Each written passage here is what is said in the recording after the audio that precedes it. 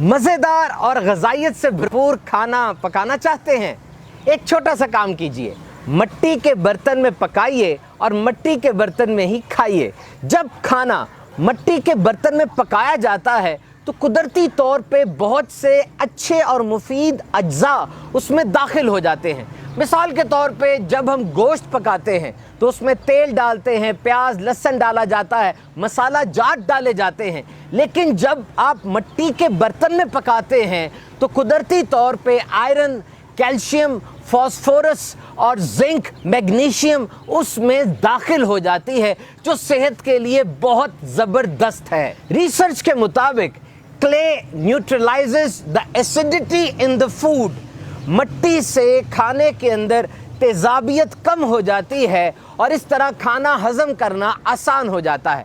लेकिन एक बात का ख़ास ख्याल रखिएगा, मिट्टी के बर्तन पर चमकदार तह ना मौजूद हो, यानी उसके ऊपर कोई ऐसी लेयर ना हो, क्योंकि ये सेहत के लिए नुकसानदेह हो सकती है।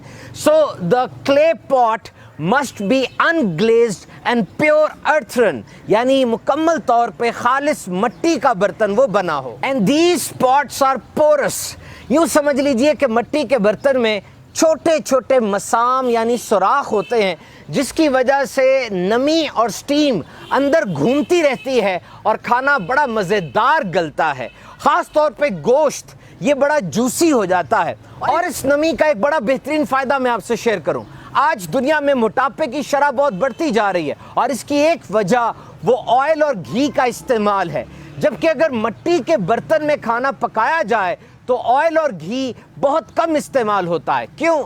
इसलिए कि स्लो कुकिंग प्रोसेस होता है, आहिस्ता आहिस्ता खाना पकता है, तो खाने के अपने अंदर जो तेल मौजूद है खाना उसी से पक जाता है और ऊपर से ज़्यादा तेल डालने की ज़रूरत नहीं पड़ती। हाँ, बेहतरीन तरीका ये है कि पकाने से पहले मिट्टी के बर्तन को 15 से 20 मिनट तक पानी में भिगो दें ताकि वो पानी को अच्छी तरह अपने अंदर जज्ब कर ले। और सबसे बढ़कर मिट्टी के बर्तन एनवायरनमेंट फ्रेंडली होते हैं। जब मिट्टी के बर्तन पुराने हो जाएं, आप इन्हें फेंक देंगे तो ये खुद ब खुद मिट्टी में जज्ब होकर ख़त्म हो जाएंगे, प्लास्टिक की तरह बाकी नहीं रहते। ये बायोडिग्रेडेबल होते हैं और इस तरह आलूदगी का सबब नहीं बनते। एक ख़ास बात मद्देनज़र रखिए, मिट्टी के बर्तनों को बाद में साबुन और डिटर्जेंट से ना धोएं, इससे खाने के जायके में खराबी आ सकती है। आला हजरत इमाम अहले सुन्नत रहमतुल्लाह तआला अलैह फरमाते हैं कि हुजूर अक़दस सल्लल्लाहु अलैहि वसल्लम से